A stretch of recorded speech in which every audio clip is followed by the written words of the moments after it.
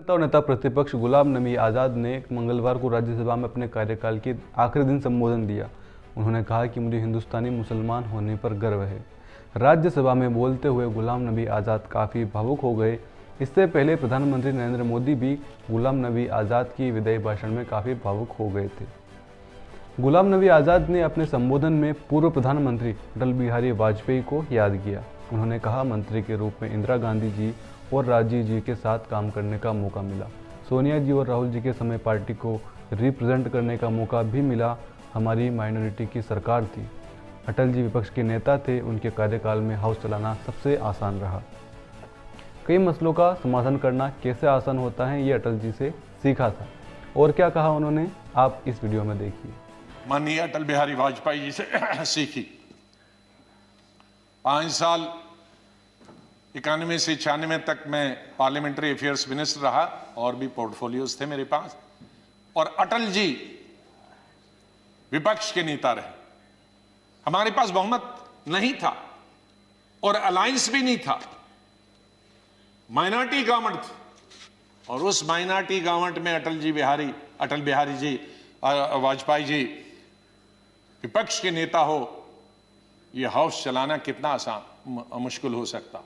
लेकिन मैं कहूंगा कि सबसे आसान हाउस चलाना उन 5 साल में मुझे अटल जी की लीडरशिप हुआ। और उनसे सीखा मैंने कि किस तरह से हल निकाला जा सकता, विपक्ष की भी बात रहे और सरकार की भी बात रहे। मैं उन खुशकिस्मत लोगों में हूं जो पाकिस्तान कभी नहीं गया, लेकिन जब मैं पढ़ता हूं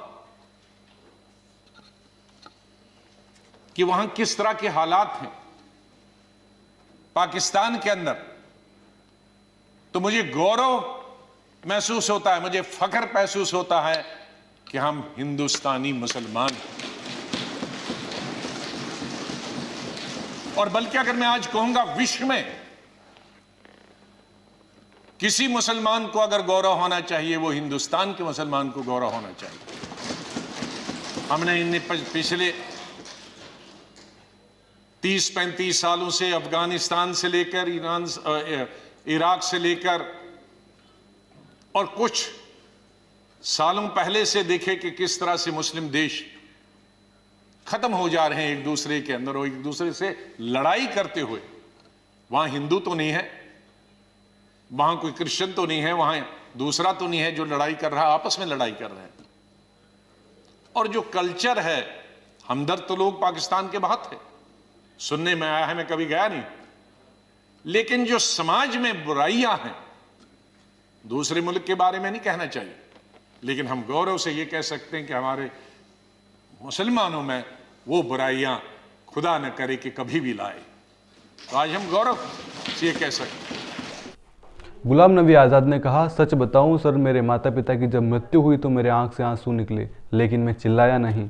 जब मैं चिल्लाया वह थी संजय गांधी की मौत, इंदिरा गांधी की मौत और राजीव गांधी की मौत। और चौथी थी जब साल 1999 में उड़ीसा में सुनामी आई। गुलाम नबी आज़ाद ने कहा कि 5वीं बार में चिल्लाकर तब रोया जब गुजरात के यात्रियों पर कश्मीर में आतंकी हमले हुए। अगर सच बताएं सर, मेरे माता पिता की जब डेथ हुई, मेरे आंखों से आंसू निकले, लेकिन मैं चिल्ला के रो नहीं पाया। मैंने जिंदगी में सिर्फ चिल्ला के रोया।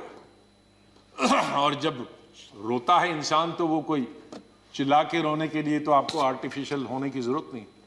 वो थी पहली संजय गांधी की मौत, इंदिरा गांधी की मौत, राजीव गांधी की मौत। अलग अलग जगह थी, क्योंकि तीनों मौतें अचानक हो गई थी। शायद अगर नेचुरल मौत होती तो वो चीख नहीं निकलती। और चौथी थी जब सुपर सुनामी आ गया था उड़ीसा में 99। अब आपको यह भी बता दें कि गुजरात के यात्रियों पर हुए हमलों का जिक्र प्रधानमंत्री नरेंद्र मोदी ने भी अपने उद्बोधन में किया था और इसको कहते हुए वे काफ़ी भावुक हो गए थे। इसका वीडियो भी हमने आपको प्रोवाइड करवा दिया है, उसके लिए आप डिस्क्रिप्शन में लिंक चेक कर सकते हैं। आप ये न्यूज़ देख रहे थे thechakachak.com पर मेरे यानी अर्जुन के साथ। इस वीडियो को देखने के लिए आप सभी का शुक्रिया।